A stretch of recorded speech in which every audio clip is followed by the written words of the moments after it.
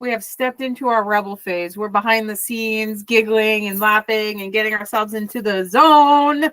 Into the zone. Hello, beautiful souls. Welcome to day 3. It feels like it's been lifetimes. It really does. But it is day 3. Today's mindsets, belief systems, and how we have those breakthroughs through our own mental loops, through our own mindsets and belief systems. And before you say, oh, I don't have any of those mind traps, I urge you to open the mind a little bit deeper, because we have all been raised in certain types of society, culture, patterns, religious stuffs, and these mold the mind, don't they, Lady Jasmine? Don't these mold the mind? What would you say to those that don't know what belief systems are, or that think they don't have any, that could be keeping them stuck or blocked? Or well, then I would say to them, you definitely need to come to today's talk. What our masters have to say about the topic, because the law of mind is truly the first law of creation. As we think, so we become. Our thoughts create our reality. And I could go on and on and on and on, but we got other people to talk about that, and I could go on and on and on after they talk. So back to you, Lady Anika. I love that. Our thoughts create our reality. Gentle rising, beautiful Sharon, welcome. Diving into mindsets and belief systems. Like our thoughts create our reality. But we're really connecting this to how they can keep us from having the reality that we seek, right? How they can keep us from having those breakthroughs, having those $1 million bank accounts, $1 trillion bank accounts, beautiful, deep relationships, right? Deeper connections with our family and friends. Even, I'm like, I don't know. Do you have any good ones that make sense, Lady Jasmine? For what? Mindset beliefs? Yeah, that could be blocking us from those dreams. What are those dreams that we're connecting to today? Reconnection to our dreams. One. But the struggle is real. The struggle is not real, my darling. Do you go outside and look at the trees? Do you see them sweating to like produce leaves? Do you see the flower struggling to come out of its bud? The struggle does not exist. The struggle is a man-made construct that was programmed through multiple means to create this distortion and to feed into disempowerment, to take away from the truth that we are the source, that we do have the power within us to create whatever the fuck we want. Right? Why? Because there are certain families in power that are actually dying out now in this now new timeline that we're in, that have wanted to keep the mass majority asleep from their personal power in this mindset of struggle and challenge and hustle and grind, so that they don't also become filthy rich in their own right. We all think that we want $1 trillion in our bank account. But what does wealth truly mean to you? Right? For me, wealth is freedom. For me, wealth is having time to sleep in on days that I need rest. For me, freedom and wealth is being able to go outside when it's sunny, especially in a place where the sun is a treat, and not have to think about work because all my needs are provided for. So we invite you to think about, as we're working through the mental loops, also think about the mental traps that you are setting for yourself by creating thoughts that continue to feed the narrative of a society and a lifestyle that doesn't actually fit your heart, but you perceive as the life you want. Do you really want 5 cars just sitting in the garage that you're working 70 hours a week to pay off? Or would you rather have one good car and a thriving garden and a happy relationship and, enough in the bank to pay your bills and a little extra and a little extra and a little extra, and that's enough, right? Let's really look at what is the struggle. And the struggle is really your own resistance to change and accepting your own personal power.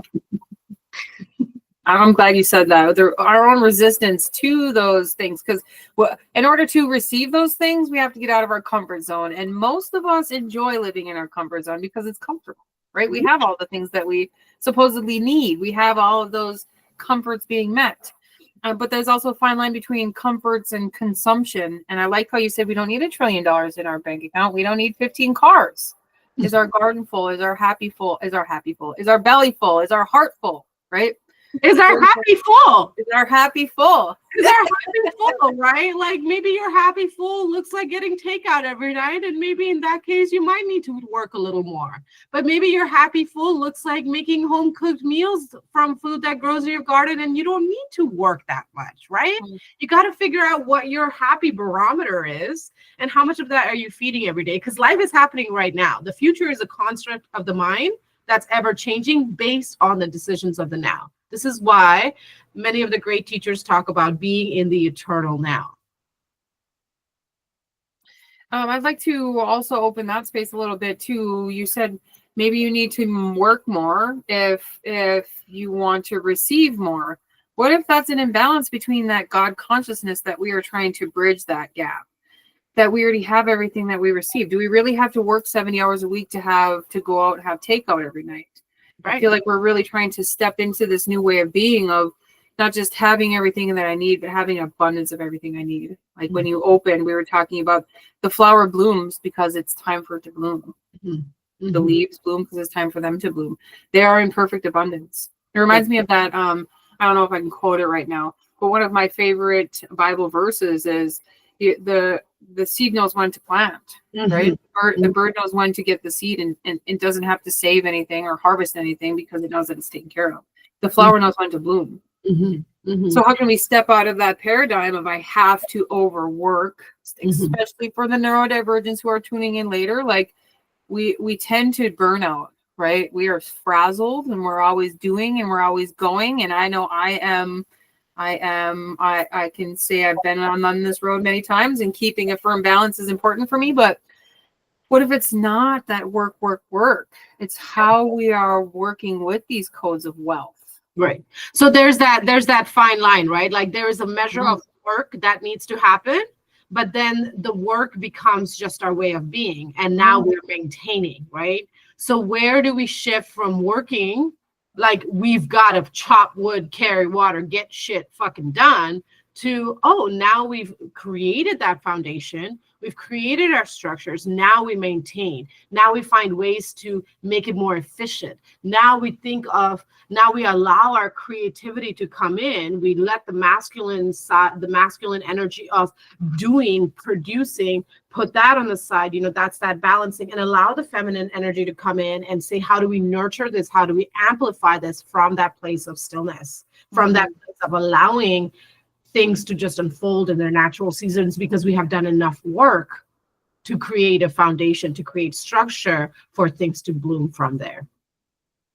I like how you said foundation, and I'm going to bring that back around to the mindsets that we're shifting today. Before we open space here, we are building a foundation for us to have fertile ground. Some of the ancients, one of my most favorite teachings is our soul is overrun with weeds. And a lot of the time the weeds are those belief systems and mindsets, unworthiness, stuck, trapped, all of these belief systems that we have in our soul.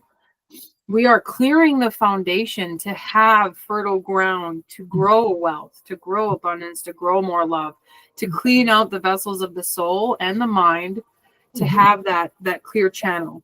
And let's bring it back to that today as we connect to these beautiful spaces and we welcome in our beautiful speakers. Beautiful. Thank you. Yeah. And that foundation is really based on our quote unquote past, right? And yesterday we had this amazing talk around the traumas of the past, how they mold us, but they do not define us. And there's a key difference, right? Like the things that we experience ultimately will shape us to a certain degree, but we are not attached to those stories. We do not have to identify with those experiences, but we do have to recognize that those scars are very real. And that when we compost the pain of those experiences, that is what fertilizes the soil of the foundation that we are. And then we plant the seeds of relationships to really see how fertile that soil is. I love saying to my clients, the inner work is about like tending the soil of your garden. But until you plant the seeds of relationship with another, because we only truly grow in the mirror of another, you're just, you're just tending soil. You're not actually cultivating a garden.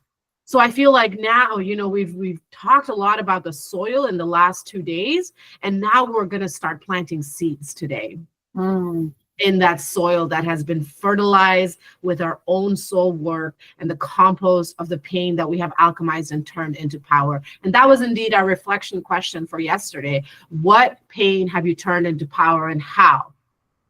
And now we take that how, and that how is what strengthens and fuels us to continue nurturing the seeds that we now plant and now maintain forward, because the work has been done. I love that. I love that. And it's so perfect and fitting, because Yule time is the season of darkness. It's composting. It's manure. We are manuring our own bullshit, our belief systems. Our bullshit is the belief systems that we keeps ourselves from receiving those huge big visions in 2025. So that being said, what are those visions? And let's really hold on to those seeds today as we listen to our beautiful speakers, and as we uncover these beautiful foundations and seeds and composting fertilization that we are experiencing for this beautiful summit day. Beautiful. And on that delicious note, let us open our sacred circle today with this beautiful prayer that Lady Anika has been bringing in every day. Deep bow. It's like a breath. Inhale and exhale. One more inhale, softening, deepening into the heart space of stillness and presence. And as we exhale, letting all go, all that came a moment ago, all that comes next. Third, sweet, soft inhale, preparing our vessels to receive. And on the exhale, we begin. Beautiful. As we connect today, we're just really connecting to our heart, clearing our space, clearing our energy, bringing our breath into our bodies, feeling the denseness, feeling the weight, feeling the heaviness, feel the beautiful soil and the darkness within our cells, within our bones. Giving our space, giving our mind the space to rest or wander, whatever it chooses to do.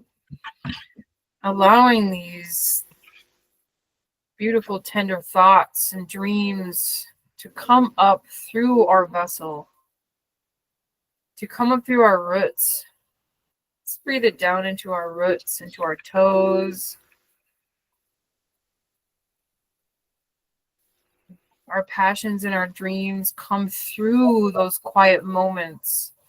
They come through those etchings of our soul, where the light is trying to shine through. So we call those etchings forward. We call that light forward. And we breathe into the heaviness of our feet, into the connection to Mother Earth, and the connection to our nervous system, the mycelium. Reaching out like vessels of light, like veins of light, like roots down into Mother Gaia. Letting our whole body become these vessels of light. Calling these cells into light. Calling in the highest vision for our highest light, for our highest purpose. Clearing our space. Today we're going to call in the purple ray, the violet ray, and the blue ray. Letting these energies and these beautiful colors come in to clear our vessel, to clear our mind, to clear our hearts, our roots.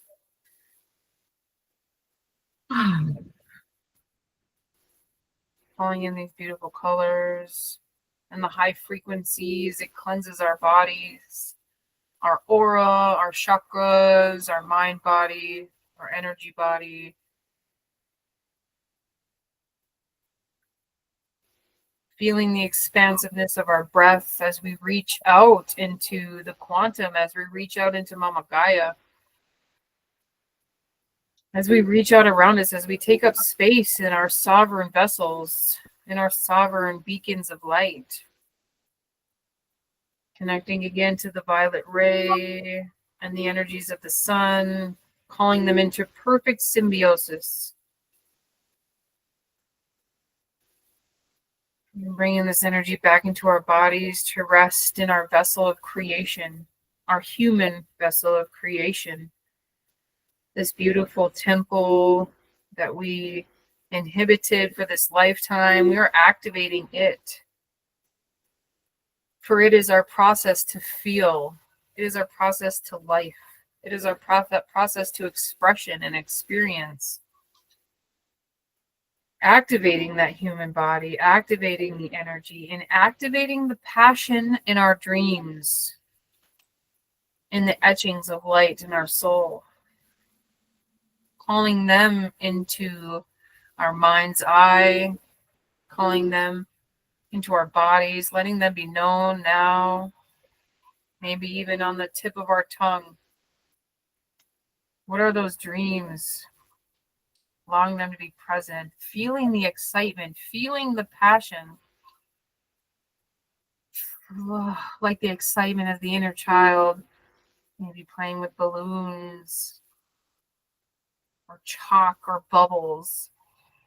What is the excitement in the eyes of wonder as we connect to our passions?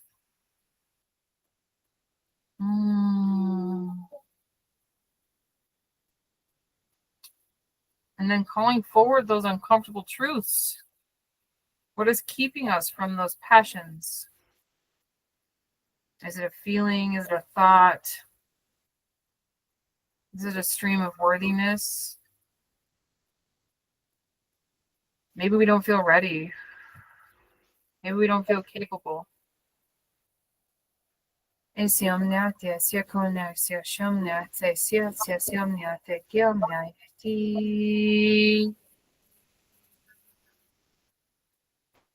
Letting them be present as we connect to our dreams and visions, as we connect to this beautiful purple and blue ray light. Letting it all be present, because it's all perfect in human form.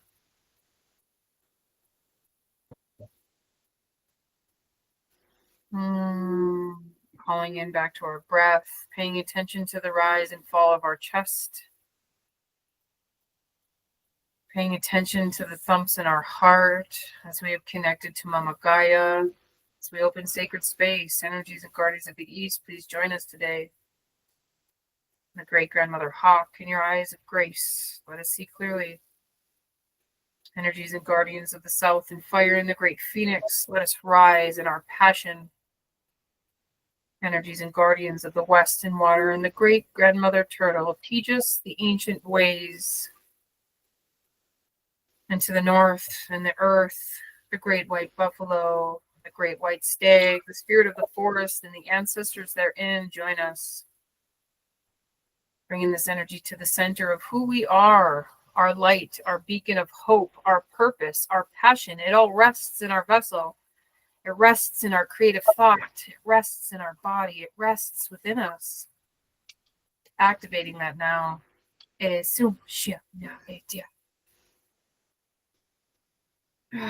Reminding that we are perfectly capable of our dreams, of obtaining them. Everything we have, everything we need is within us. And anything will be provided to us if we so ask. We must only say yes to our visions, yes to our purpose, yes to our passion. What is that? Yes. We're open to receive the creative visions of the future. We're open to see any belief system or mindset that could be standing in our way. Let them all be present. Bringing it back to our bodies, thanking the ancestors, the elementals, thanking all the flora and fauna, thanking us. Thank you for being present today. Thank you for showing up. And no matter what you're going through today, showing up in your beautiful human form, showing up as your beautiful sacred soul, thank you. Bringing it back to our breath. Feeling our vessels, our bones, our skin. Opening our throats, opening our chakras, solar plexus, heart, womb, roots, third eye, crown. Open and clear. Feeling the denseness in our bodies as we return to this beautiful space.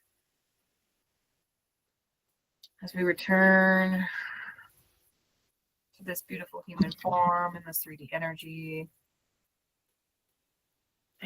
Nice. Yes.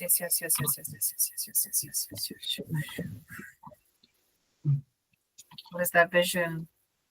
Feel free to write it down. If any creative flow came to you, now's the time to write it down before you come fully to. Allowing that to be present in your body and your energy and your mind. Calling all of you into this present moment. And all on the replay, calling you into this present moment here and now. Blessed are we who walk the sacred path.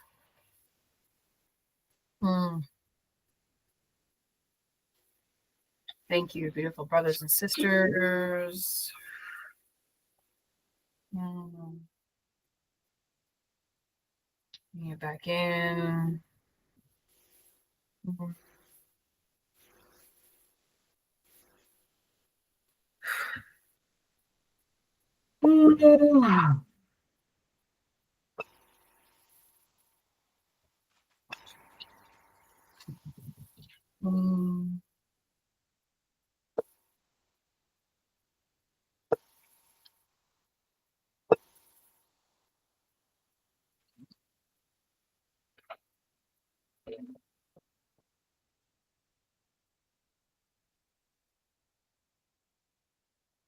Calling all into a perfect human being.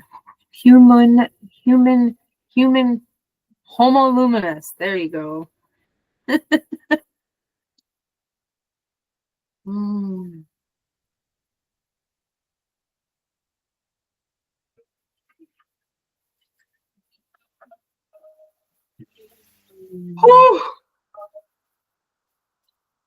Beautiful. Sharon, how are you?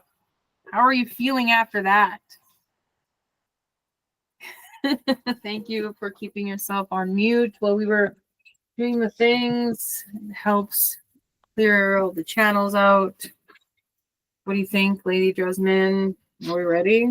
We are ready. So we are about to get started. First, we're going to pull our daily oracle card message for the day. We got some beautiful cards the last 2 days. And the messages have been really on point, haven't they? Very on point. So I am using the Dream Weaver's Oracle since we are weaving our dreams together in witness, in counsel. And let's see what the Dream Weavers have to say to us today. So the message is also cute. Oh, I love it. Number 30, beyond your fears, the weavers dance. And I feel like this is so on point with the topic today of breaking the mental beliefs. So the key words for beyond your fears, the weavers dance are the negative effects of prolonged fearful thoughts, moving out of flight, freeze, being courageous in spite of your fears. And at the end of the day, I will read the rest of the oracle message, but I think we all get a pretty good idea of what the heck this card is trying to say, don't we? Yes, how perfect is that? Woo, perfect.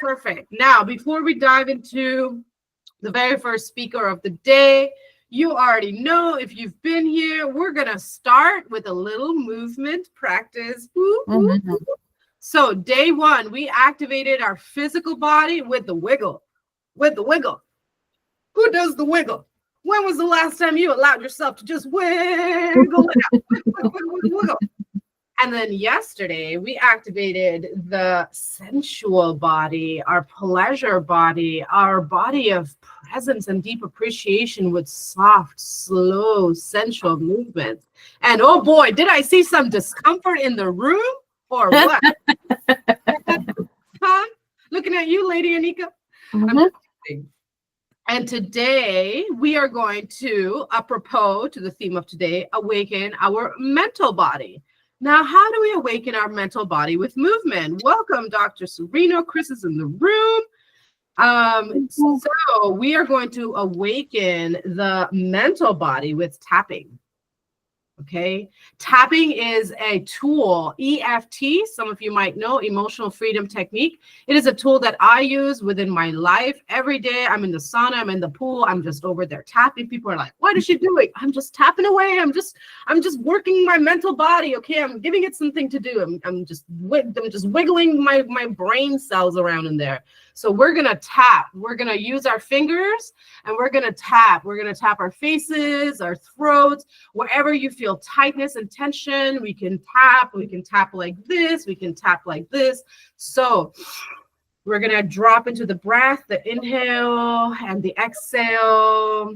And as the music plays, we're just gonna tap the different parts of our body to just awaken the cells and to just start shifting the mind thoughts elsewhere so that our minds can be clear and receptive for the amazing wisdoms that Dr. Chris is so excited to share. He's beaming in his seat over there. I can see him shooting to the moon.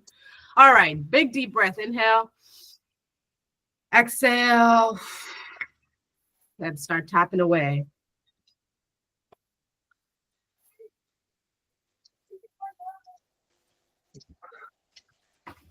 Now, Lady Jasmine, is there a certain system of tapping that we are supposed to do when it comes to releasing the mental body?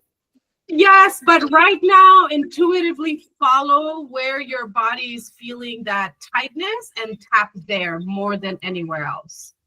But do strive to, go and give every part of you a little bit of taparoos, a little bit of taparoos. And a little more attention where there's feeling like tension and tightness. Might help to get up and tap your butt cheeks. Yeah. Stretch your jaw, especially right here in the throat and the crown are really excellent places to tap. And around the eyes because they can be very tired after looking at a screen. So we're just tapping.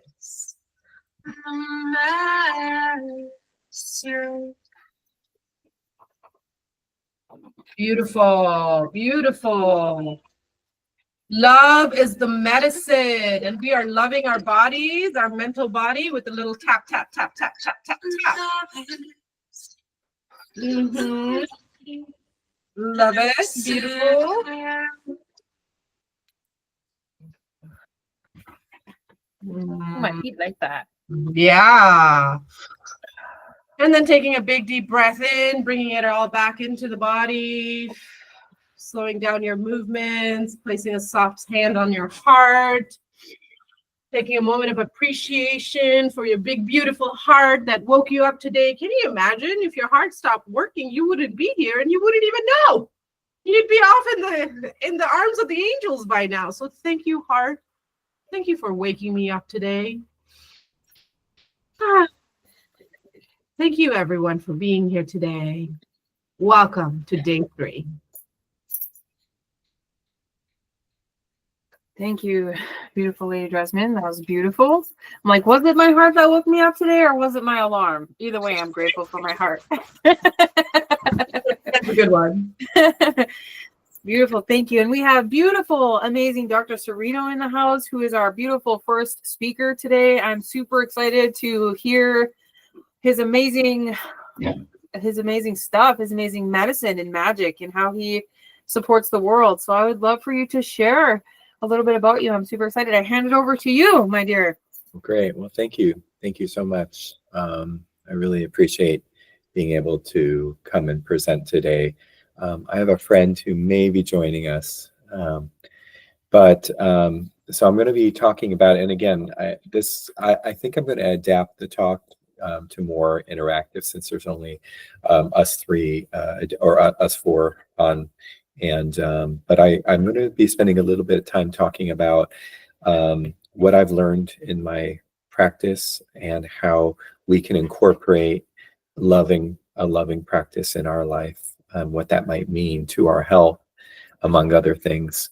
And so I I recently published a book, and it's called Unlocking the 9 Laws of Natural Healing: Journey to Wellness. And that's what we're going to be doing. Our journey is really one of perseverance, one of developing resilience for ourselves through this, and also, leaning into compassion. And what does love look like for us? I think every one of us is an individual snowflake in a way, right? We are completely unique. And so too is the way we adapted in our nervous system. Now, of course, we ascribe to laws. Just like if I were to drop something, I would expect it to fall down versus falling up. And I think when we talk about how we develop as humans, it's following laws, some of which are known and some of which are not. And so we're gonna spend some time to create that sanctuary of what it means to be loved. What does it mean to be loving myself? And how can I show up in this world to be a source of love for others? So I was going to ask you, each individual, what are some of the thoughts that come to mind when you think about what it means to love yourself? I'm like, in the depths of my darkness, when I'm the hot mess, and when I'm feeling confident and beautiful, I would have to say what it means to truly feel that love. Acceptance for me is a really big one. And not just acceptance, but I'm okay with this. And it's beautiful, and it's weirdness. I think acceptance is a big one for me. Thank you for asking. It's a great question. That's beautiful. That really is. Sharon?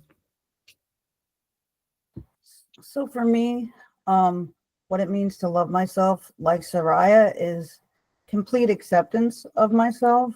And that includes all of my strengths and my abilities, as well as my perceived deficits, whether I assign them to myself or whether I carry on the ones that have been assigned to me by other people, because we all have a tendency to do that. But also it's about having compassion and grace and kindness for myself. And I don't feel like, for me, I don't feel like we can truly love others if we're not truly accepting and loving of ourselves. And that means our whole self.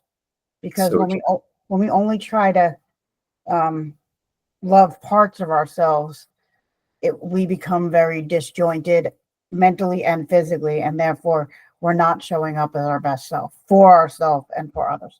And that's what it means to me. Very good. Thank you, Sharon, for sharing. Jasmine? Yes. What a great question. 2 things come to mind. The very first answer that came to mind is saying no. And that kind of ties into that acceptance piece. Just saying no is the best way that I can take care of myself. But going deeper into that, honoring myself as a woman, especially in today's world that is not designed to support the woman's seasons and cycles, honoring myself in my woman's seasons and cycles, saying no, because that is what my cycles need, saying no to wonderful opportunities, even like yummy connections with friends and family, because my season is a season of rest, and really taking action more and more every day to be empowered in those women's cycles, and saying no strengthens where I say yes. And so when I do say yes, it's a full body yes, and I'm able to really immerse in the experiences that are presented to me. That's beautiful. I think that's wonderful. Those commands, right? Yes and no. and how that defines our boundaries. And with boundaries, we can start to form a healthier version of love, and it, and we're looking forward here. We're forward thinking because, our past is our story, right? It's our history, it's our herstory, but it's also our journey to because our past, present, and future are basically interconnected in this moment. If I were dreaming I were falling, that would be an experience as if I were really falling, right? And so if I'm having a past experience and I'm holding it up into this realm of my realized thoughts and what I'm attaching to in my consciousness, I'm essentially using my energy to hold that thought just as much as I am a future that's unrealized. And so the journey is, and for me, I should share what it is for me. To me, I think, I think we kind of realize, I think I kind of realized I was a little bit of an oddball growing up, because I was different, right? Everyone is different. And one of the things is sometimes when our differences look a little bit more pronounced, then we are looked at differently. And I looked at how people looked at me. And what that was essentially a rejection of my authenticity, of my individuality. And there was a shame associated with that. And so for me, loving is letting go. It's letting go of others' expectations, others, in some ways, demands on me, right? But it's also others' validation on who I am. And so it's been quite a journey of letting go and kind of forming into what is a state of acceptance, right?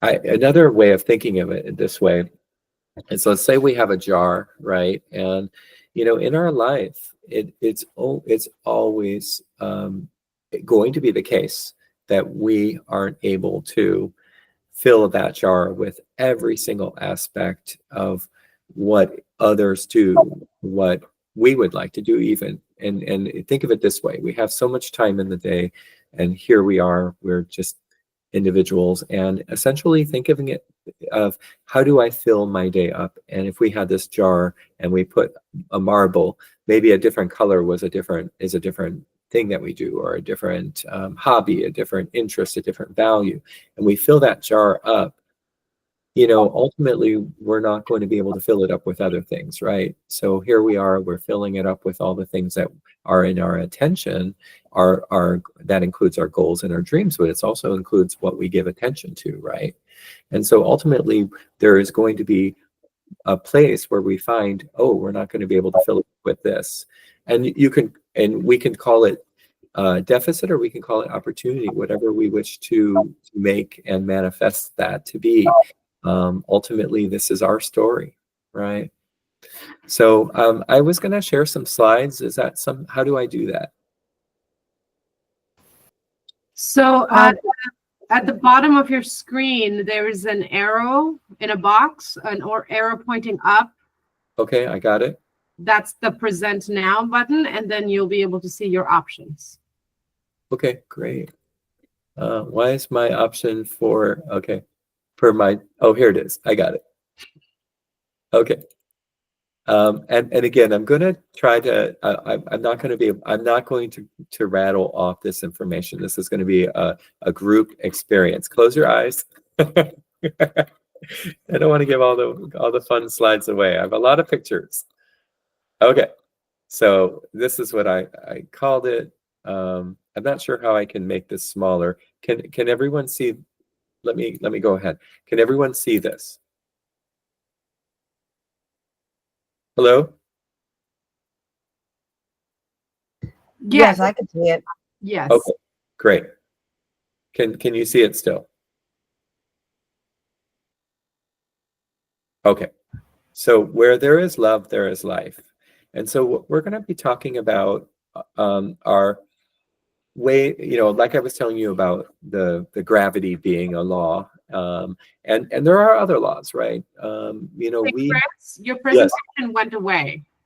Okay, let's try it again. I did say stop sharing, so maybe that's what happened. Let's try that again. I like to be able to keep my face on the view, but I don't think that's going to be possible here. All right, I will go in and out of this then. Okay. I want to keep this. Okay, can everyone see these slides? Yes. Okay. Yes.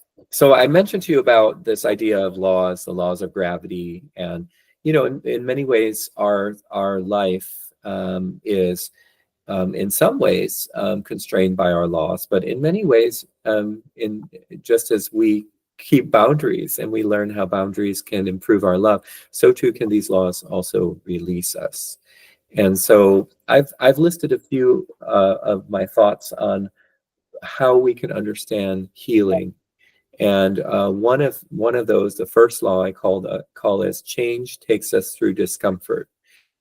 And in some ways, it's an adaptation that we often hold on to challenges in our life, including our traumas, as memories, right? Those are things that our body essentially remembers so that it will never happen again to us, that experience. And in many ways, it forms our confines of what we feel comfortable with doing and not. And so when we ultimately decide that it is more painful to stay the same than it is to change, we then experience what that discomfort is. So change takes us through discomfort. The next law I talk about is how health begins now. And I like to call, just as I mentioned to you about the past and the future being essentially experiences in our present, so too is the only moment in which we can seize our experience of change, and that is beginning now. Now, it doesn't mean that we can't set guidelines and say, well, tomorrow I'm going to do this, next week I'm going to do this, but really now is the only realm in which change can be made. My third law is fruit and trees, and it's the idea that when we feel discomfort within us, this is often an instruction to us to how to find comfort and how to find our way through that. And we can learn about how our actions and how they contribute to how we feel at this moment. So sometimes I'll have patients come in and say, well, doctor, I'm hurting all over. And, and there is some instruction to that. We can ask the question, well, how have I been caring for myself over the last few days? How has my sleep been? What have I been eating? What are the thoughts that I'm holding on to? And in some ways, those can be instructional. Perceptions shape our reality. So in many ways, we all experience an individual reality to what our brain is ready to receive. And so the idea here is that if we've been in a challenge in the past, our brain is going to be hyper vigilant to that in the present. On the flip side of that, if we're able to let go of our past in as much as we can shape an experience of gratitude and open-mindedness and curiosity, sometimes that will go ahead and essentially attract these positive things into our life that we wish to use. And then the last laws, and I'll be speaking to law number 8 and 9 in this talk. Law number 5 is movement. Our body is constantly under motion. Just to imagine how many chemical reactions occur in 1 second to maintain our body in this state of being. It's fascinating. I mean, we have it's suggested that there's 37 trillion chemical reactions that occur in our body in 1 second. So movement is what wellness looks like. We are what we consume and what consumes us. And that includes not only the food and drink that we take in, but the thoughts that we hold in our consciousness, or the media or the phone that we look at. Those also affect us. And life is about adaptation. So just as much as someone has health as an adaptation, a disease as an adaptation. And if we can understand what are the contributing factors that led to that disease, particularly when we're talking about chronic diseases, we can sort of reverse engineer ourselves to wellness. Love powers healing. And I'll go through a little bit more of what I mean by that. But love fuels the fire for healing, and it is probably the most important aspect to our healing. And that's why I asked that question, is what does love look like to you? And then finally, healing means letting go. We'll talk a little bit about that as well, and how it relates to love and increasing our vulnerability to our moment. So I call this the flower model of health. We have these components which are constantly interaction with our environment. That's the environment we live in, take in, and imagine. And yes, the environment we imagine is the substrate of our health, because if we think negative thoughts, and the goal here is if they do come, is to start with the acceptance, right? We can't push away a negative thought and expect it will go away. But if we think negative thoughts, that is bathing our cellular environment. You know, the hormones like cortisol, the neurotransmitters, the hormones like norepinephrine, the neurotransmitters are keeping that thought in our consciousness, as well as in every cell of our body is recognizing those thoughts. So these are the petals of that flower that reach out, and the key here is just like a bike being held up by the spokes of a wheel. Anytime there is an injury or a challenge in these areas, so too do they affect our relationship with the other aspects. So let's say that I have lost someone in my social support system. I lost a member of my family. It's going to increase my stress and my ability to manage my stress, and it may increase how it may affect how I sleep. It might cause me to be more inactive as I'm grieving, or it might also affect what I'm eating and how I'm soothing and nurturing myself. So you can see all those petals, but internally, this is our nervous system and our cardiovascular system. And in love, you know, we often think that the housing is our heart. It is both our heart and our brain, and how we embrace our nervous system. And that is honoring our purpose, which is basically looking at something that is beyond our present or beyond ourselves. It's often involving a community. It's involving manifesting our dreams. And also our self-confidence, which grows as we make decisions in our day-to-day, our short and long-term decisions. And within all of this, just like a flower, is our ability to love ourselves. And we can strive for what unconditional love looks like. We can strive for what non-judgmental love looks like in us. And just like a flower that is growing in a plant, let's say it's a fruit flower, so too does the love that we give ourselves form into the fruit of our labor, our fruit of our goals and our dreams. So I'm going to stop there and check back with everyone. Let me stop sharing. And I just wanted to get what your thoughts were about what we talked about. I love how you shared that the house is the heart and the brain. And I feel that's really important to highlight the interconnectedness of the heart and brain. And I would love for you to expand on that a little more for our audience here. Absolutely. I think in many ways if we envision our body as a complete nervous and cardiovascular system, I think it's the easiest way to look at it there. Every cell of our body has to receive the same level of oxygen and nourishment, as well as remove all the wastes. Every cell of our body, virtually every cell, has cortisol receptors. You can imagine in just an event where, let's say you stub your toe, right? All of a sudden, everything changes. Our perspective now comes to nurturing what is feeling that pain. And so our consciousness becomes this one little area of our body becomes all of a sudden our full consciousness. And so too, flipping that over is when we lose someone that we love, whether through a loss that they die, or a loss or a rupture in a relationship, so too does, we feel that in our body all throughout, and that is the moment that we experience. And so in many ways, our heart and our brain have always been intimately connected with our experiences.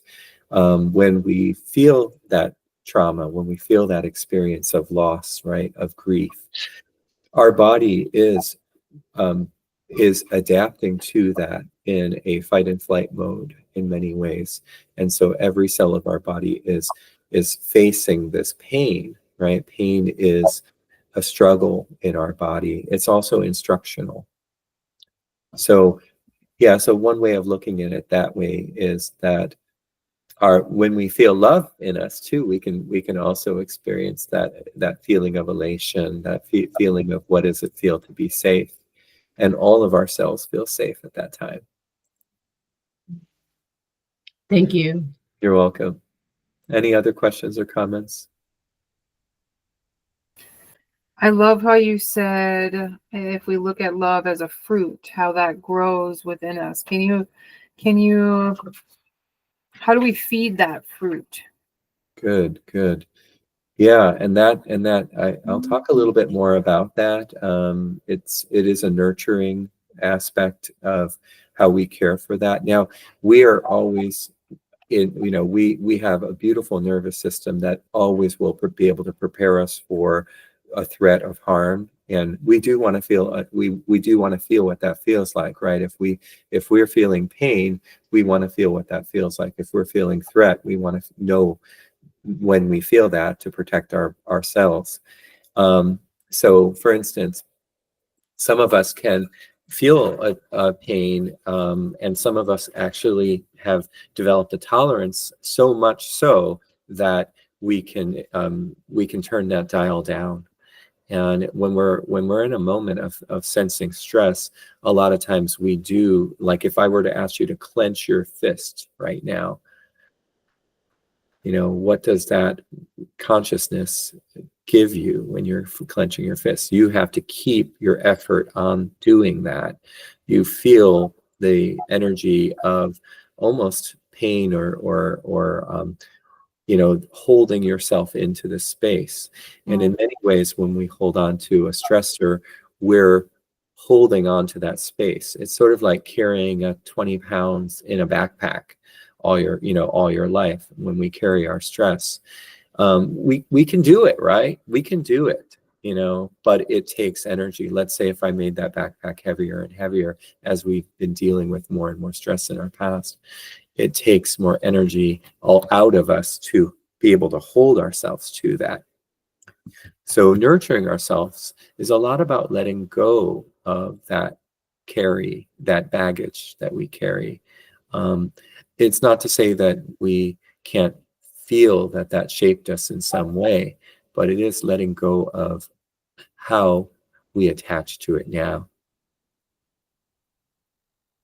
Any other questions or comments? Yeah, I just wanted to add that that what you said about the heart and the brain working, I view it as they work together. And for me, what I've learned over the years of my self-development and my study of psychology and all that stuff, is this: the brain often will see something as ordinary or just part of a characteristic, right? It's when you put it together with your heart that it starts to actually have an elevated or an enhanced meaning. Because the brain just, like, if somebody's just if somebody's kind, you might say, well, yeah, that's just who I am, right? But if you start to connect that with, the brain doesn't see it as anything extraordinary necessarily. Right. But what makes what makes one of us more kind than the other is that the heart, when you put the brain and the heart together and you mix the emotion with the, with the intellect, for lack of a better way to say it, it starts to go, well, hey, maybe there is something to this. Maybe, you know, by putting it together, you start to say, hey, well, yeah, I am kind of, you know, in a lot of ways kinder than so and so or something like that. So the heart and the brain, I think, for me, I recognize that they work more together than people realize, and Right. that's why I think for some people, when they have trauma or when they're having difficulties in their life, or you know, as a child and bring it into adulthood, it's because, or part of it is because the heart, you know, and the brain kind of had a disconnect in Yeah. order to survive, if that makes sense. That's a So great example. It really is a great way of looking at it. I've noticed with, you know, the trauma, and I think Gabor Mate says it really well, is, you know, it's not the trauma, it's how we process that trauma that causes that, you know, that holds us into it. And there was a really nice book called The Book of Hope. It talks a lot about Jane Goodall. Jane, you know, she was being interviewed, and she talked about how in some cultures, you know, there's a community that and we have that in some ways, right? But we also have some isolation. But let's say someone does something, they throw a stone, and you know, they thought it was fun, but someone got hurt from it. And you know, there obviously we want to tend to the person who's been injured, but that culture also tended to the person who threw the stone. And so in many ways, how we process that trauma is really getting back to how we can care for ourselves when there was that disconnect from when we had the injury, we were alienated by it. And in a sense, it causes a schism between our heart and our brain. Our brain is, you know, our brain is just trying to figure things out, right? It's trying to explain things to protect ourselves, right? And so even as we experience our traumas, or we trigger, even as adults, you know, I think realizing that our brain is still trying to watch our back, and leaning into acceptance is such a beautiful practice until we can put them back together in an authentic way. So I'm going to go back and share the couple of the slides. Here we go. And I'm not used to this system of sharing, so I'm wondering, is this okay to just show the slides here, and then that way we can still see each other? See if this works. It's kind of an interesting thing because I'm seeing slide onto slide. Okay, so this is, can everyone see this okay? Yes, thank you. and I can see you too, if that makes you more comfortable. We do see you. I don't know. Oh, even when the screen is pulled down, you can still see. Yes, we Yes. see you. So if you like make your slide like the main object of your screen, we'll still be able to see you. Okay, all right. Yeah, I'm not used to this. I know with Zoom I could do that, but I also want to see you guys, and I don't know how to see you, so I'll just keep this on. Is this okay the way it is like this? Perfect. Okay, so the chronic disease dilemma. So nearly half of all US adults live with at least one chronic disease, including obesity, diabetes, cancer, arthritis, hypertension. And so we have this dilemma, right? You know, we have a lot of chronic diseases. And what I found is really journeying into the realm of healing is that there is space to heal within. And a lot of it is really letting go of the holds that we place on our body to heal itself. And so we'll go through that a little bit today. I do want to mention that 2/3 of US adults take prescription meds. Leading drug classes are antihypertensive, pain relievers, and mental health drugs. 80% of heart disease, stroke, type 2 diabetes could be prevented with improvements in lifestyle. So I just want to place that out there. And then we talked about this as our first question, and I want to put that into a context: is what is love, and what does it have to do with health? You know, we don't always equate, you know, love as being a tool to our healing, and nor do we equate in some ways, the lack of love as being a cause of disease. And I think a lot of it is because we equate that love as an emotional element, but it's actually a physiologic need. So love is connection. Even in a bacterial cell, there is connection. This is called conjugation, sort of like bacteria sex. But just to show that, all levels in our cells, even at the cellular level, is connection. Probably probably atomic level, right? Here's ants organizing and working together in unison. Here's some rabbits. Oh, Cute little things. so funny. Right. So love is a physiologic motivation. And I think that's been pretty clearly understood now. Rather than calling it an emotion, it really encompasses the things just as much as drinking water. We need to survive by taking in water. So too we need love. It's a social experience, right? Even the act of loving ourselves is a social experience, right? We model it from our relationships that we had in our past, that we develop at the moment, that our nervous systems are still developing, right? But we also model it in our current relationships. Love supports mutual homeostasis. An imbalance of this produces a need, just like an imbalance of a need for cellular nutrients provokes a hunger, just like we need to sleep, just like we need to maintain our body temperature. There is a need for love, or its replacements, and that we'll talk about maybe how that got shifted, what real love is. An infant develops the way it relates to itself and others, beginning with that mother-infant dyad. So you think of the mother here, pregnant mother, and holding on to this beautiful fetus that is developing within her, is also being bathed by her thoughts, right? Her stress. And a lot of studies have shown how that relates. Going back to World War II, when the Nazis occupied oh, hello there, Crystal. The Nazis occupied Netherlands.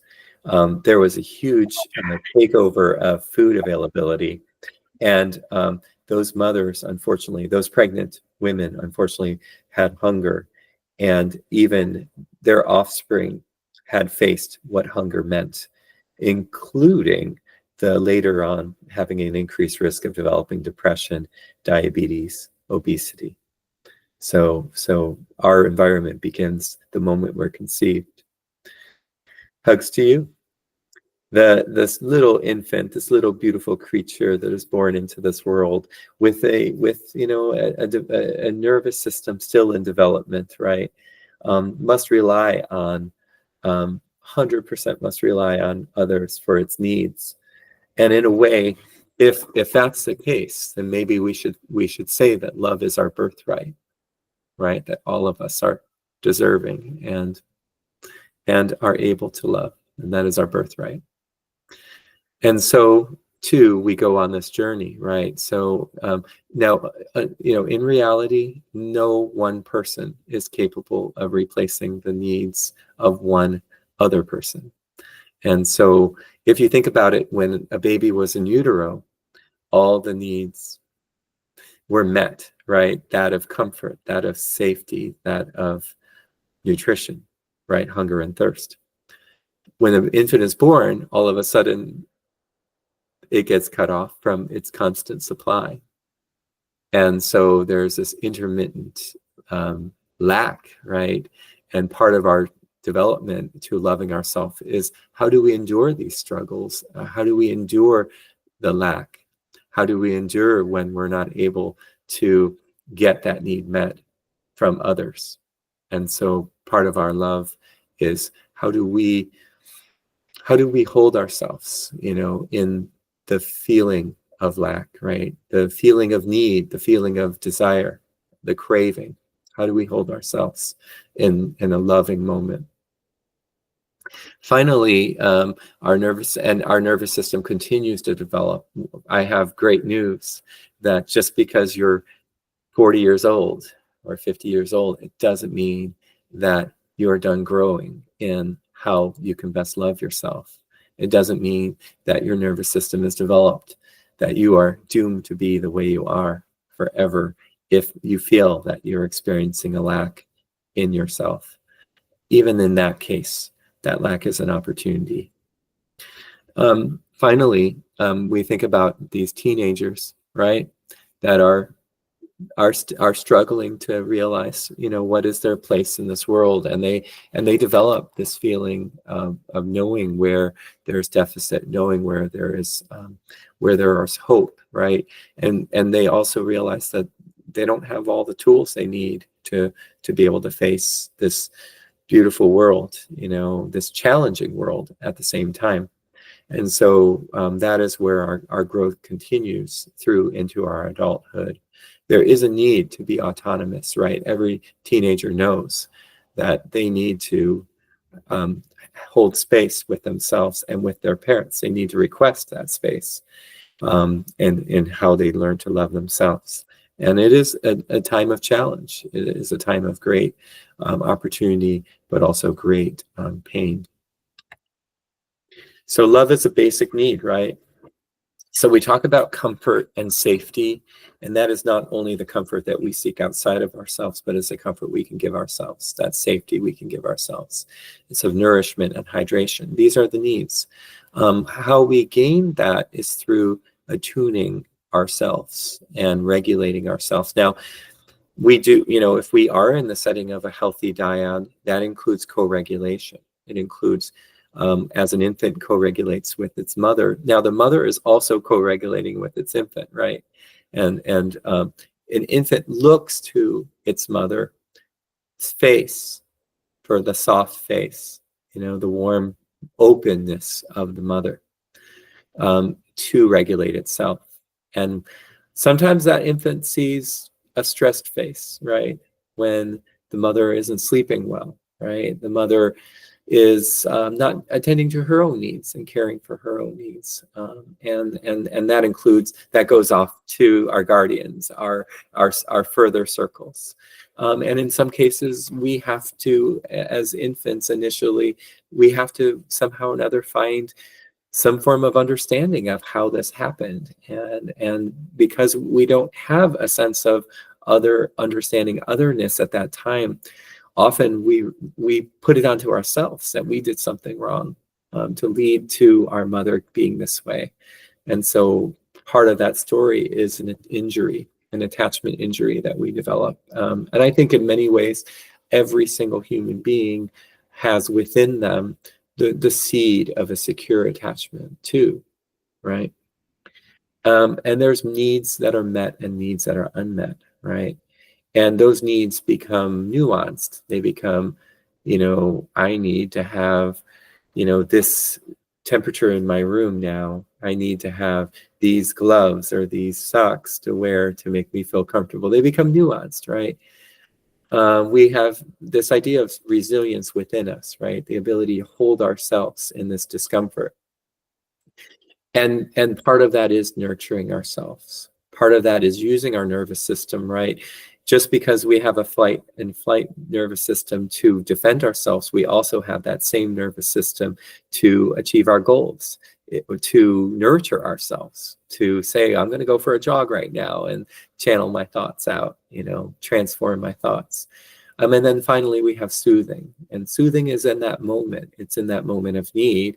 Sometimes there's nothing wrong with that, right?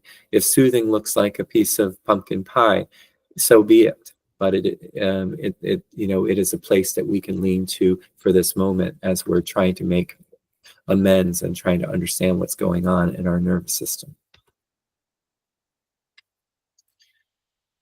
I'm not going to go into the details of this, but suffice it to say that we have a beautiful counterbalance of our nervous system to be both ready for facing a challenge, right?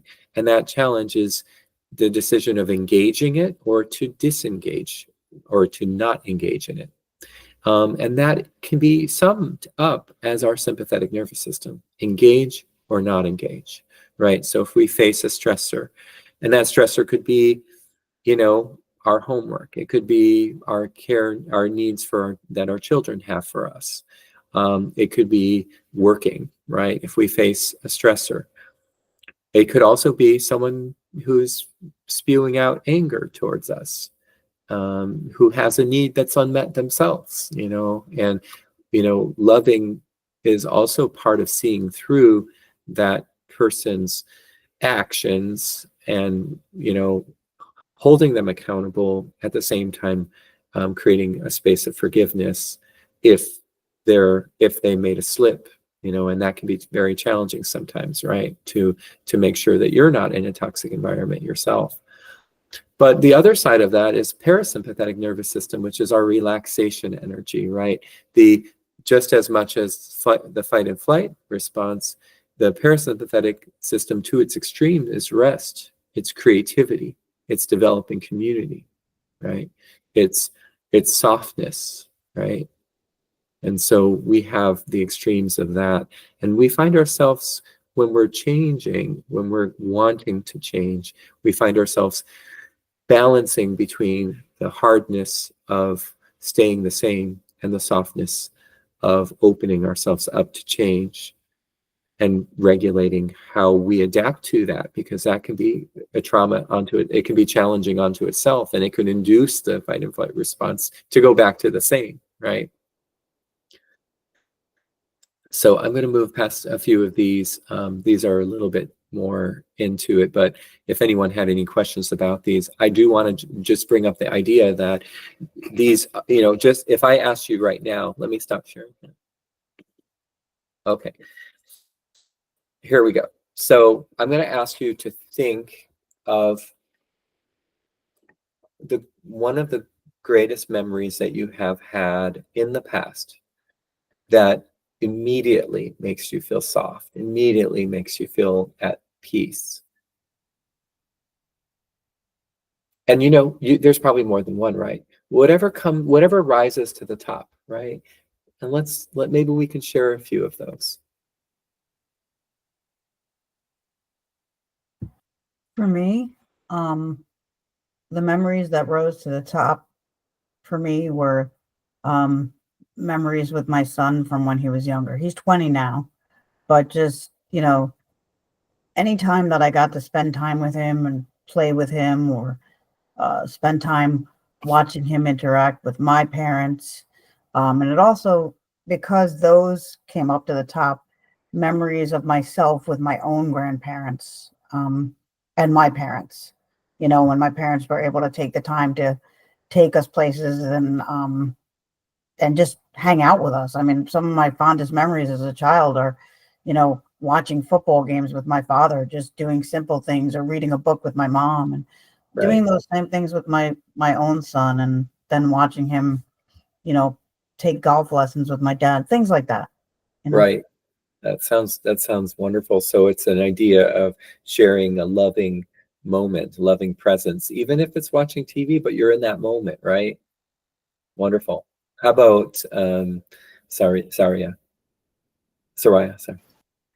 You're perfect and beautiful. The first one that came up for me was the birth of my first daughter, bringing the beautiful, small, amazing, dirty, ooey gooey, beautiful creature into this life, and that feeling of that came out of me, that feeling of unconditional love, and that moment of creation, and just seeing her beautiful curves on her cute little chubby cheeks, and her beautiful eyes, and meeting a new being, and being a part of the creation of that new being was very beautiful. Look, I got tears even just thinking about it. The birth of children is very beautiful. We're experiencing that, and we're experiencing that moment. We're mirroring with you that moment, and we're feeling that energy too. And so that the wonderful thing about this is, as we have these memories, we're actually experiencing the result of them right now as we talk about. Jasmine? Thank you. I love that we're bringing up children because I also had that flash to when my brother came home from the hospital, just this tiny, squirmy, fragile, helpless little thing. And I just fell in love, and I raised him as a son, and just like those memories of teaching him how to walk and his first steps and witnessing those first steps, and his first words were sissy, and he was talking to me, and just those beautiful memories of seeing his growth from this little squirmy infant to this strong man who has his own mind, his own power. So I love that so many of us associate those deep oxytocin memories with children and with experience innocence again. Right. Very nice. Very nice. Yes, Crystal. I was just actually waiting because I'm actually on camera, but when all of my kids were born came to mind each time I held them in that moment. Especially my first and last, because there was no epidural, no anything kind of helping numb anything. So I was fully present in that moment, and Right. I just felt like everything was worth it. Yeah. You know, all the pain, and everything, especially with my son, because he had been a twin and I'd lost his twin. He was truly an angel Right. child. That's beautiful. Yeah. And just holding them, and the first time they latched on, because I nursed all of them, it was just that amazing connection and moment for me. You know, so. And truly nothing is more of a witness, for me, more of a testimony to how pain can build us on an awareness and instruction and appreciation, because on the other side of pain is sometimes a blessing, like having a child, through that pain. I won't lie, I kind of did horrify and traumatize my eldest, because I let him know that he gave mommy 18 stitches when he was born, and he was my smallest. So that was kind of fun too. Having that right as a mom of traumatizing my child playfully, those are also amazing moments for me.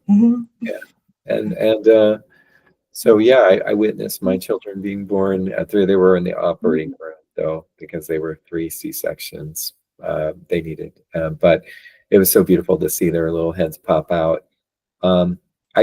My first thought, and it could just be because of my positioning right now, because I have my feet up, was when I was in Greece traveling, and I remember just the full moon, and the weather was just like, so cool, but not cold, right? It was just beautiful, and it was at night. I was out there to see the full moon, and I had basically almost like buried my feet into the sand and just looked up at the stars, and just it was just a moment of like solitude, but also of peace.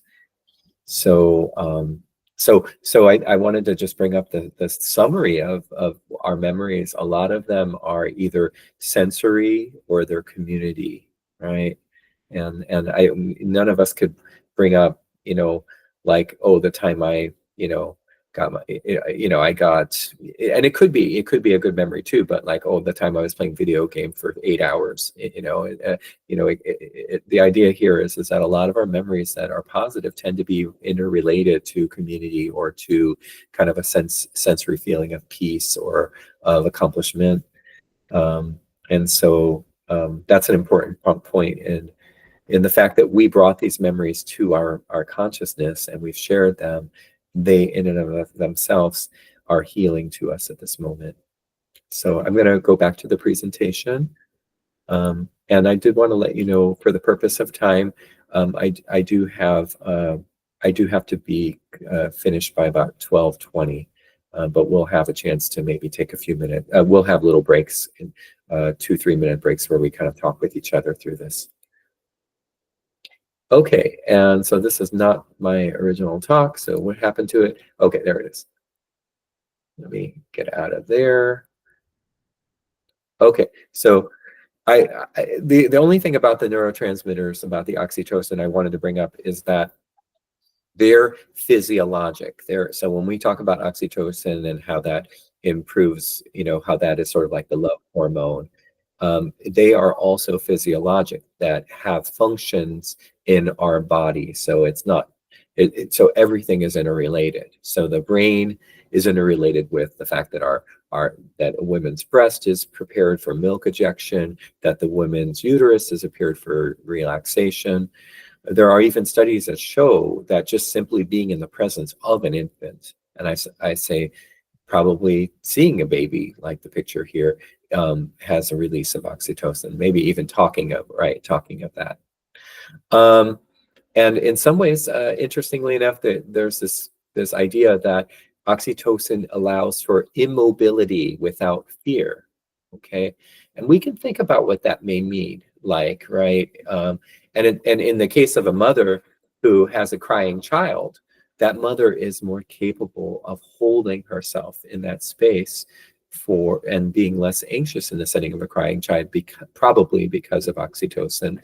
And maybe that gives us a lesson for ourselves when we are feeling the struggle of whether it's addiction and overcoming that, or whether it's a breakup and overcoming that, which is in many ways a form of addiction and grieving, that we could hold ourselves in that space, immobility without fear, by caring for us, right?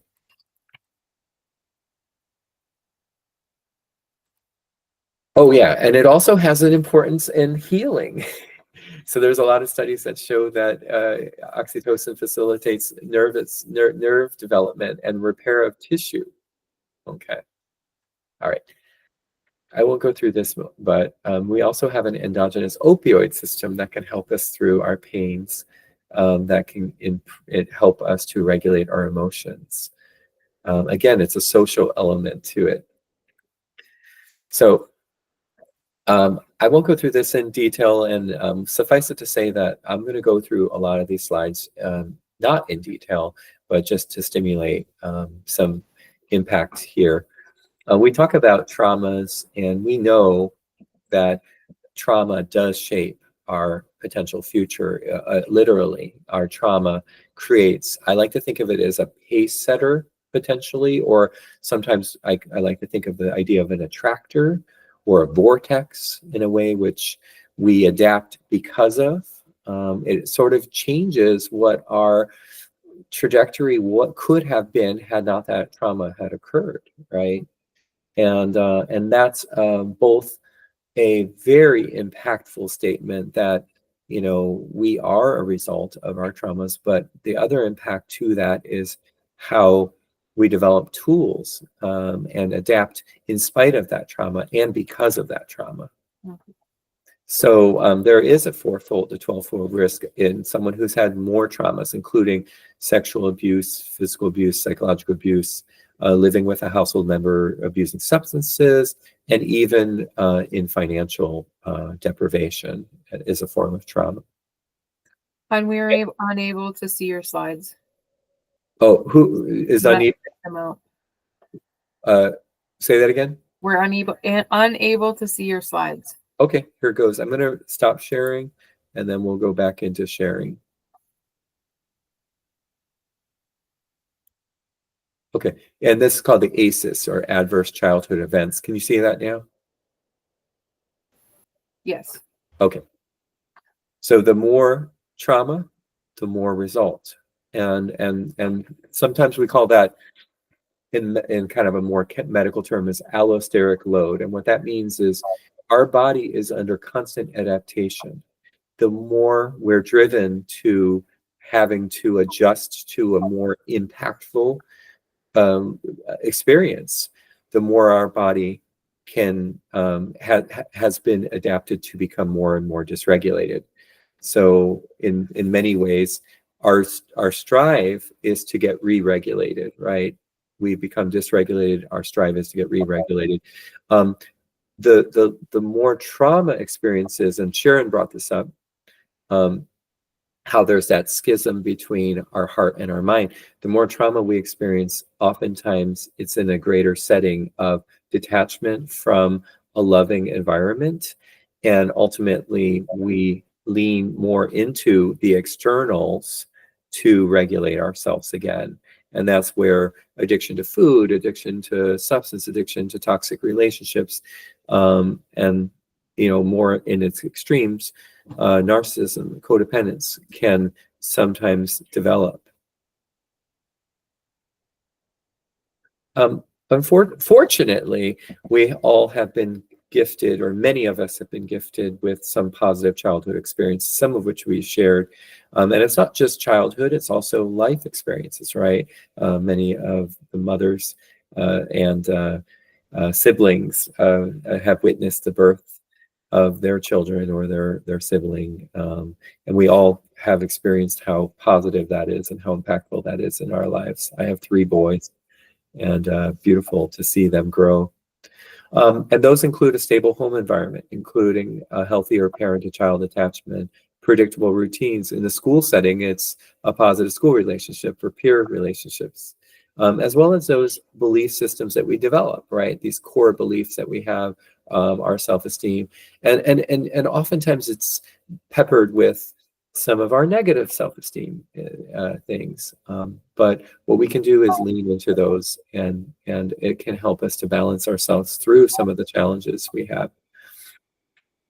And then this idea of how from conception to cessation, right? From birth to death, starting from conception, these things stack up to us. So we have these adverse childhood events that causes disruption in our nervous system development and our cardiovascular system development in many ways, and how that leads to impairments, and how we adopt some health risk behaviors, and then we develop disease, and then we have an early death.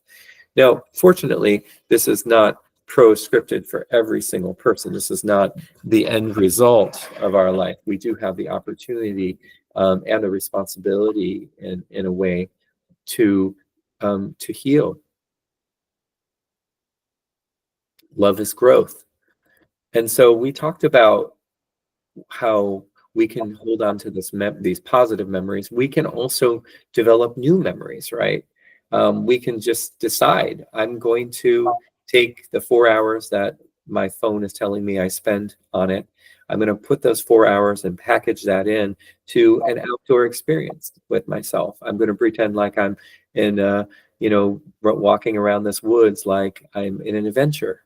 I'm going to look at all of these new things, all of these things as new, right? These new things which are old, I'm going to look at these as new, because every moment is an opportunity to embrace as a new experience, a new manifestation. And so starting with acceptance, and Soraya mentioned it, it's very keen and very important, starting with acceptance, right? We have to know that our nervous system adapted to its unique environment. Whether we have a disease or are well, it's a result of an adaptation. And we can cultivate that and moving forward to a state of wellness. We can start developing healthier patterns, right? A lot of people, I worked in a prison setting, and a lot of people developed patterns because they were enforced upon them to develop, but in many ways, it helped to regulate their nervous system. And so we can do that to ourselves, right? We can hold ourselves to those values that start with saying, I'm going to set these limits, these boundaries to ourselves in a way. I'm going to set these limits for myself. I'm going to make sure that I schedule in this time to talk to my family. I'm going to put my phone down after this period of time. And it's to be loving and to be loving and compassionate with ourselves as we do this, right? We're going to focus on our growth rather than our goals. We're not going to just say, I'm going to make $1,000 or $1 million this year, and that's going to make me happy finally. No, we're going to focus on the process of our growth rather than the product. And it's not about money. It's not about saying, well, I want a partner. It's about getting ourselves here, starting one step at a time with loving ourselves more. And we're going to lovingly curate the environment we live in, the environment we take in, and the environment we imagine, because as we curate that, we're creating the energy. We're developing the energy for either growth or for self-protection. And that self-protection can leave us in this moment, living a moment of holding ourselves to staying the same. And so that journey is a journey outside of ourselves, but it's really a journey back home to ourselves. So I talk about these meaningful moments in time. They've been referred to as glimmers, right? A specific event that felt to be of great value and significance of it. We look back in our past for those. A ritual for our community. It's a marking of transition or celebrating, right? It's created by intention, by participation, right? Had you not shared those meanings, we wouldn't all have that to celebrate your experience. It fuels our narrative. And I think also what Sharon was mentioning about how our brain and our heart kind of sometimes get divided, and when they come back together, our heart fuels that narrative, right? It fuels that energy to continue, whatever the circumstances are that we have at that moment, that we're going to hold ourselves through this. We're going to hold ourselves in this moment of suffering, because we know that on the other side of that, and through our forming the other side, we can find a peace. We can find a better moment. So we want to nurture that loving environment. We want to choose who has access to us. We want to nurture our community of friends. We want to cultivate loving relationships. David Rico has a book of How to Be a Grown-Up in Relationships, or How to Be an Adult in Relationships is the title. And we can say the same thing about us, right? Because we do need to love ourselves as best as we can, in order to love someone else. And that includes acceptance of ourselves. It includes attention to our needs. It includes appreciating ourselves. It includes giving ourselves affection, right? Touching ourselves can be that form. It could be getting outside. It could be having loving experiences in the loving presence of others. And it's also allowing. It's allowing us to feel some pain. It's allowing us to feel the pain of change, and know that we can get through it. And it's allowing ourselves to grieve, right? Rather than to bury or to hide or to anesthetize ourselves. And we want to create these meaningful moments in our life. So healing means letting go. And so let me go through here to this. These three things I think are important. Is that we're constantly in flux of growth and of death. And ultimately, we will all die, right? Death is a part of life as it is. And I think if we can hold that memory of the fact that we all will die, I think the hidden message in that is really memento vivere, is how we are able to live this moment. We all will lose someone in our lives, whether through rupture or relationship or death. We all will develop disease and increase pain as we age. We all will die, and we don't know when that is. We know our birth date, but we don't know our death date. And in many ways, that can show up as fears, right? A fear of loss, fear of death, a fear of abandonment, a fear of hunger and scarcity, a fear of pain, harm, and uncertainty. And as Carl Jung has said, if fear of falling exists, the only safety consists of deliberately jumping and facing that, to the point of giving ourselves that space to encounter ourselves as we encourage ourselves through those moments that can be very lonely moments at times. And we can all face feeling stuck. And part of feeling stuck is that we are kicking up the dust of the past or of the future unrealized or uncertain. And in some ways, it could feel at that moment that the past is better because it was something that has happened. We already know what had happened. Or it could be holding on to past that we felt injured because of, that we were a victim of. It isn't to say that we weren't victimized, right? But the journey is how we can release the hold of that victimization on us. Oh, yeah, it isn't to say that we weren't victims, right? An uncertain future can sometimes feel scary, and so we can feel stuck in this moment because and paralyzed. Oh my God, what's going to happen next? Oh, I hope this doesn't happen. Or we can also be paralyzed by hoping for a better future. And so ultimately what we end up doing is we shadow or cloud the moment of this now for a future unrealized or a past that's unobtainable. And I think in many ways, to the brain, there's no difference between the past or future. Imagine they occupy our mindscape and they require energy from us. So I'm gonna just I'm not gonna go through too much of this, but I do want to mention this idea of shedding our layers, right? So if our manifestation of now is as an adaptation of trauma that leads to affecting our intentional spirit, right? We all have this intention to grow. We all have this intention to be, to be loving persons to ourselves and to others. But our adaptations can, in a sense, hold us back from that intention. And so what we want to do is we want to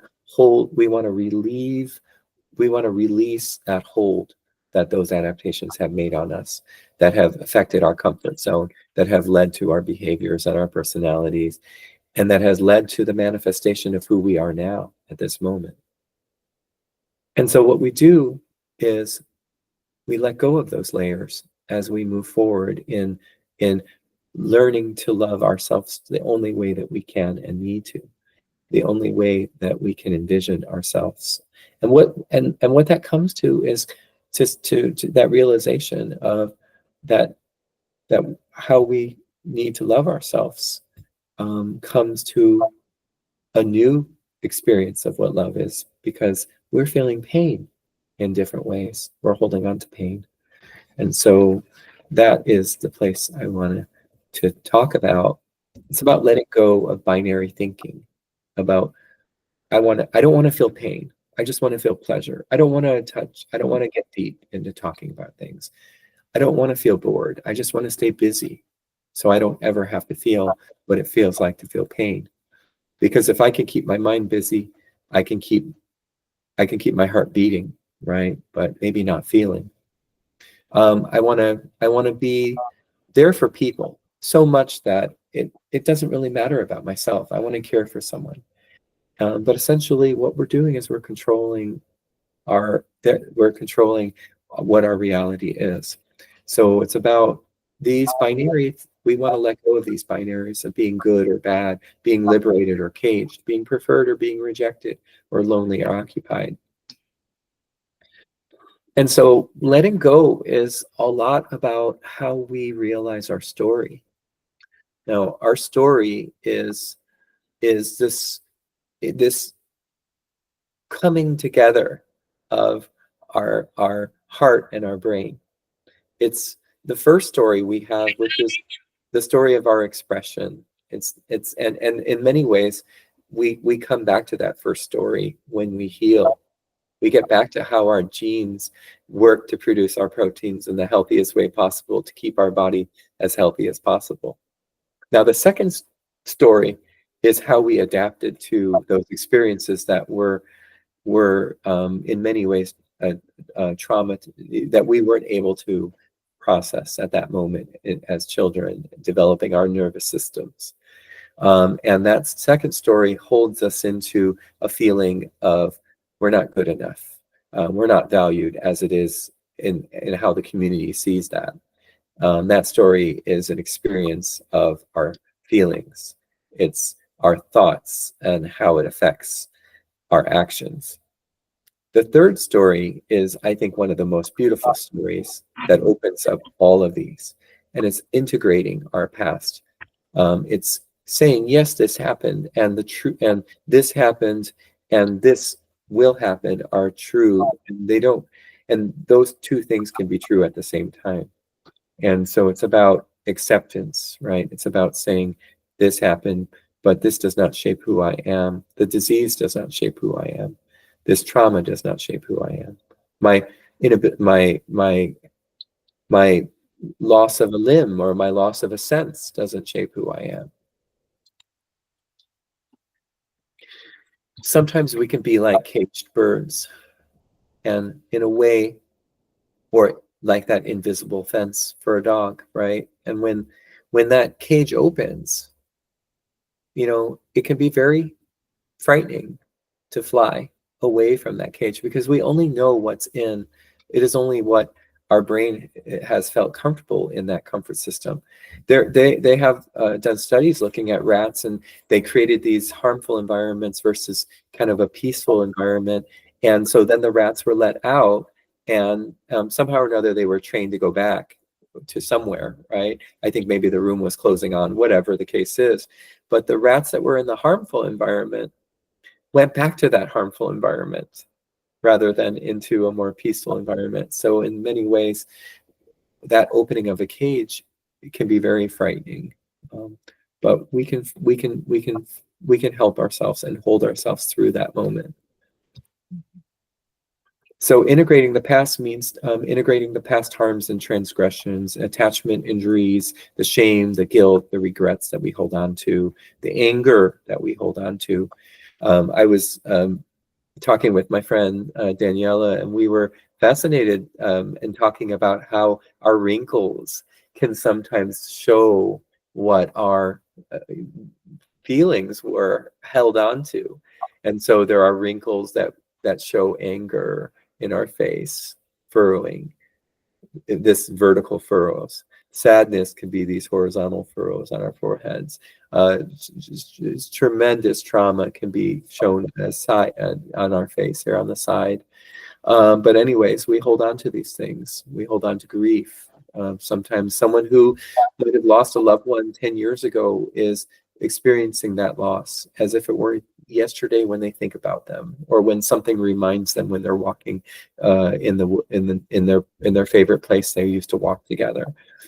And it isn't to say that that person wasn't meaningful to them, but it is still causing them pain and harm to let go. And so the journey here is that true? The two can be true at the same time, is that we can let go and we can also still love our past, our person, right?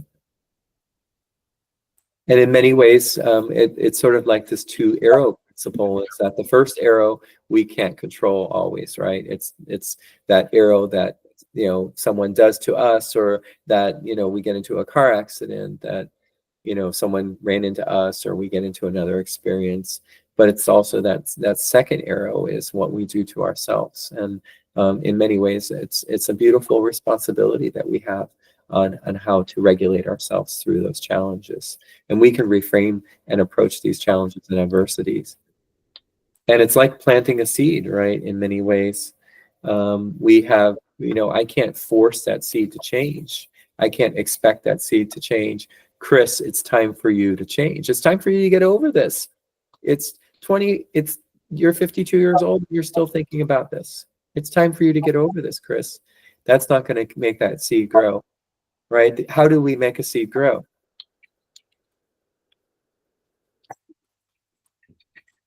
Patience. Right. And nurturing. Right. We can't make that seed grow, but for creating an environment for it to grow on its own, right?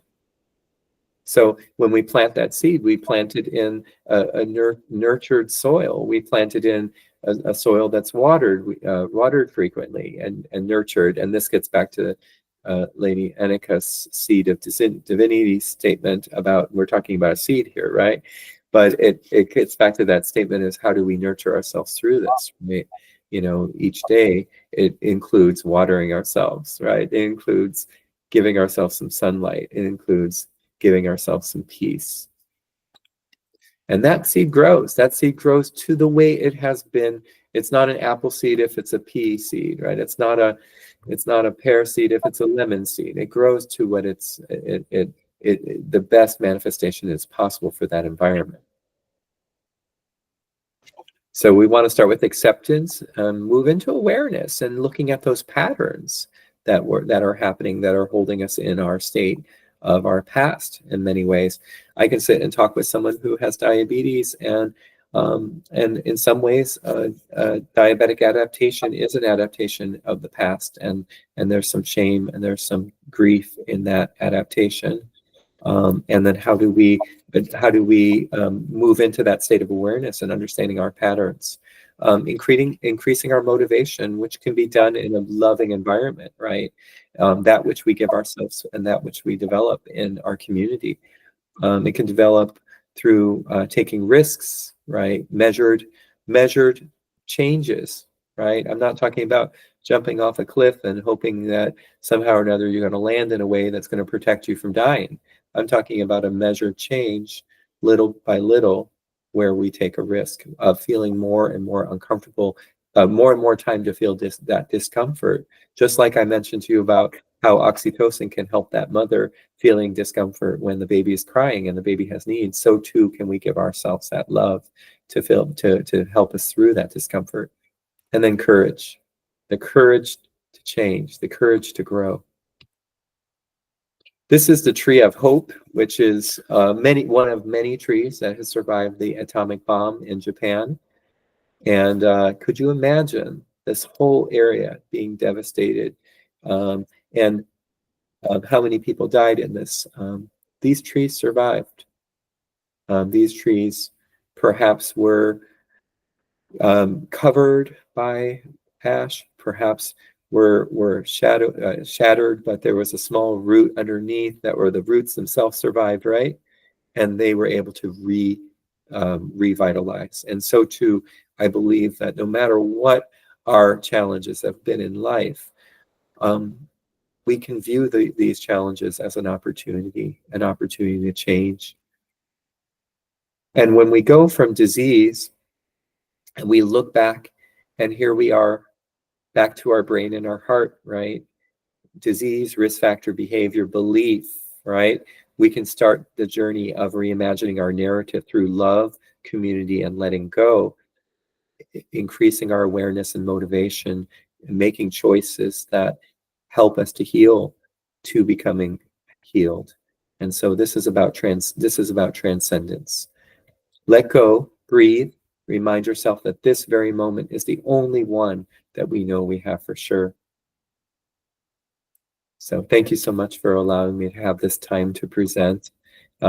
This is my book, and it's called Journey to Wellness. I speak of these concepts in both the scientific element of them and also in the more philosophical sense. And I appreciate your attention. What your thoughts are. Thank you so much, Chris, for sharing. There's so many questions and so many things that I want to unpack and continue opening into, but I hear your time. And so two things I want to point out. One, I love how you said love is a need, not just an emotion. And I'm going to invite our audience to really start normalizing the need for love and connection. I often talk about this with my clients as well, that human connection is one of the 5 basic needs. And until we have that, we can't really grow. We can't really evolve because there's a part of us that's not being nurtured. Right. The thing that I want you to really expand on is, because today's topic is about limiting beliefs, you talked earlier about the pain tolerance. And that is something that can create a mental belief of, oh, I'm tough cookies because I've gone through X, Y, Z. And that can create a calcification around the heart. Right. And so I would love for you to expand on that pain tolerance and how, and what is a tool that someone can use to recognize, that does create a limiting mental belief. And more importantly, how to break that construct. Yeah, and I think that's a very important question. I mean, we have a beautiful body that is capable of tolerating great pain, great pain, whether it's psychic pain or whether it's physical pain. We can tolerate that. The greater that pain is, the more we can become dysregulated. But there's a lot of people carrying 20 pounds, 40-pound backpacks around in their life, and they're not blinking an eye on it. And so I think one of the things that may manifest is that oftentimes that person neglects their needs in exchange for being there for others. And so in some cases, the pain is still happening in them. If you think about it, carrying that 20-pound weight on your back, we can go all out and do that, but just to hold a thought in our space, even if it's a thought that we are attempting to bury or to hide, it still is there. And so there are people that I'll come in and I'll talk with them, patients who know me, that will essentially go right into their traumas just 2 minutes into coming in, because that's a place that they're still holding on. And so I think this idea of holding pain can become a disassociation. In a sense, we've moved into the thoughts of that pain. We've tried to unattached from, or we detached from it rather than unattached from it, right? We've tried to push it away, but unfortunately, anything that we push away, it remains. It's like a pendulum. Anytime we push away something, it comes back. It's like the idea of don't think of a pink elephant, right? We can think of a pink elephant, but to not think of that pink elephant, it includes thinking of the pink elephant to not think of it. And so in a way, what the journey is more towards unattachment, right? And so for someone who is struggling with this, and I want to give you an example too. I talked to an adult in custody who was in the foster system, and part of being in the foster system, he had many people he was living with, and one of them was a big brother to him who decided to beat the crap out of him so that no one else could experience beating the crap out of him. He essentially was trying to train him into being a fighter to defend himself. Now, as he shared it with me, he shared it in a loving way, but that allowed him to basically not feel pain.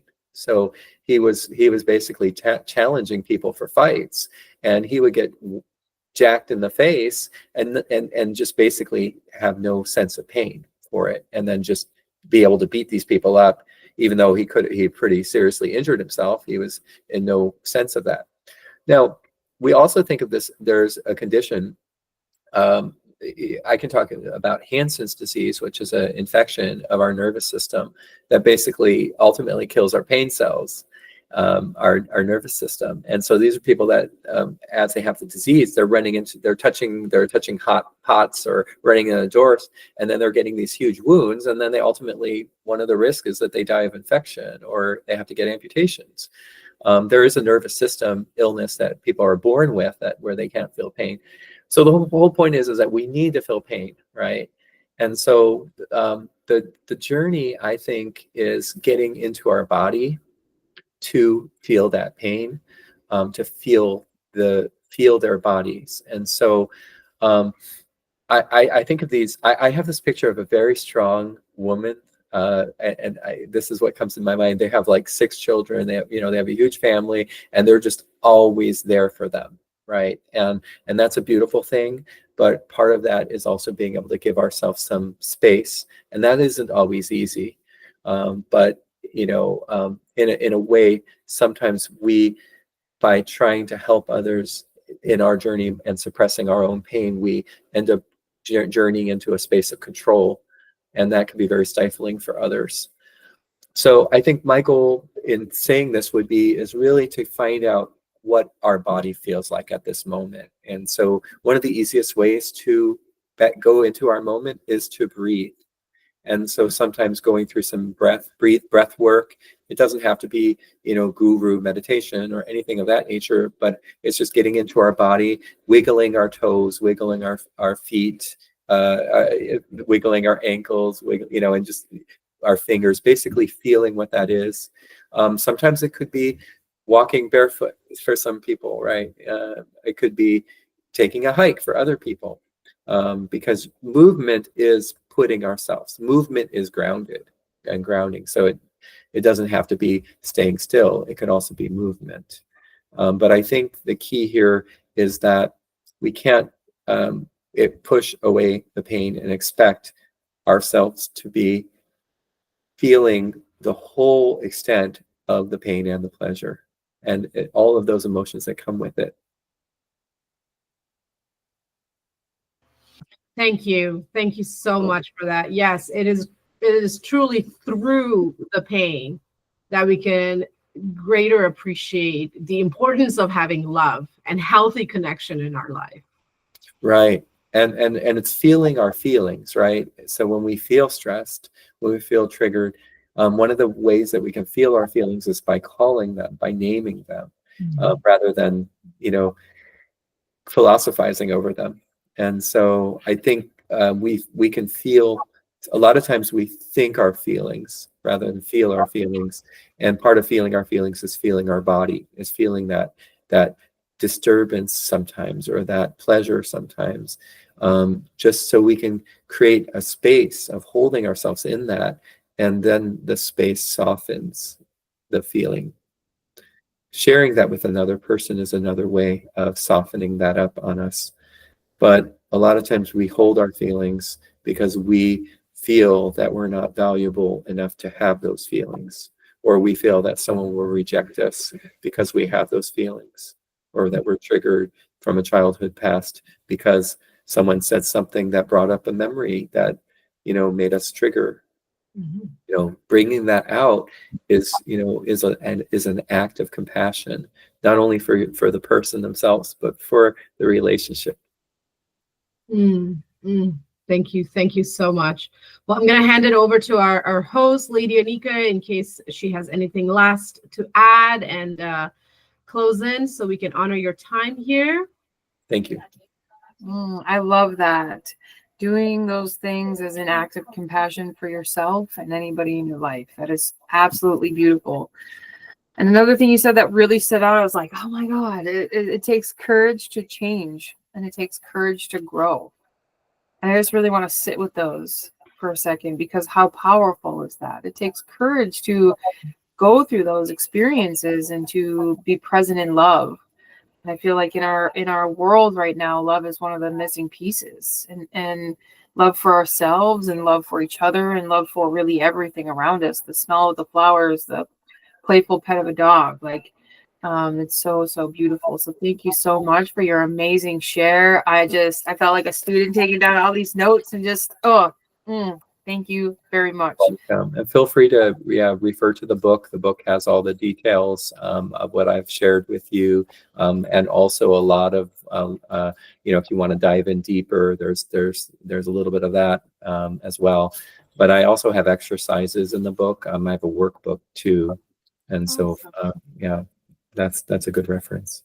Yeah, so go ahead and name your book and any other things that you have put together, and where can our audience find that? Sure. It's called Journey to Wellness, Unlocking the 9 Laws of Natural Healing. And it comes with the book and a workbook. It's in Amazon, so you can order either or both. The workbook is more condensed, but it was made to be a standalone too. But it's got plenty of space and writing exercises and cues, that I use, little pictures and images that help to, sometimes an image carries more meaning than the words. The other thing is for anyone who likes reading articles, I have a website that has about 300 articles called Your Health Forum. And that goes through the behavioral aspects of a disease process and healing. It talks about shame, talks about love, and how those have an influence on our health, probably more than, things that we don't always, more than things that we think cause health problems. is the way we can love ourselves is probably the greatest tool. So those are a couple of the things. I also have I have a workshop on my website that you can get into for healing. And I have a nutritionist gave a talk on it, and then someone who also talked about mindfulness meditation, which is also a very helpful tool in healing. Thank you so much, Dr. Cirino. For our audience, we're going to put the links for all the ways to connect with Dr. Cirino and how to get his books and workshops in the description of the replay. So check that out. I definitely encourage and recommend this book, especially if you're on this journey of your own healing work and you're considering becoming a healer in the community. It is so well put together. I've been following Dr. Cirino for a few years, and he has put so much love and intention and attention into this work. And it has been an honor to witness the birth of this book and to have him here today at the Quantum Awakening Summit, sharing his wisdoms and his light. Blessings, blessings, blessings. Bye-bye. Thank you. Wow, that was amazing. I feel like we could have just talked to Dr. Cirino for hours. Honestly, he's a dear, dear friend of mine. And every time we get together, it just feels like it's just never enough time in our own one-on-one connections. How are you feeling, Lady Anika? I'm feeling very nourished. There's so much that he shared in so many different topics and really went through a huge process. So I'm so grateful that he was able to present today and to be with us and to share his sacred medicine and his passion. It definitely shows. So that was very, very beautiful. And how are you feeling, Sharon? I'm feeling really good. Everything that he said resonates with me on so many levels. And it just, what he said aligns with everything I believe, everything I feel, all the ways I try to, live my own life and help my clients. And so I'm good. I love it. I love it. Well, let's take a quick 10-minute break and just go stretch our limbs, get a refresher for our drinks, get a little snacky snack. And then we're going to come back and we're going to open round 2 with another little mini dance break. We're going to do a little more tapping. And then we're going to have our fabulous Miss Sharon Byrne present her wisdoms and her life. So don't go too far away, and we'll see you back here about 12:43.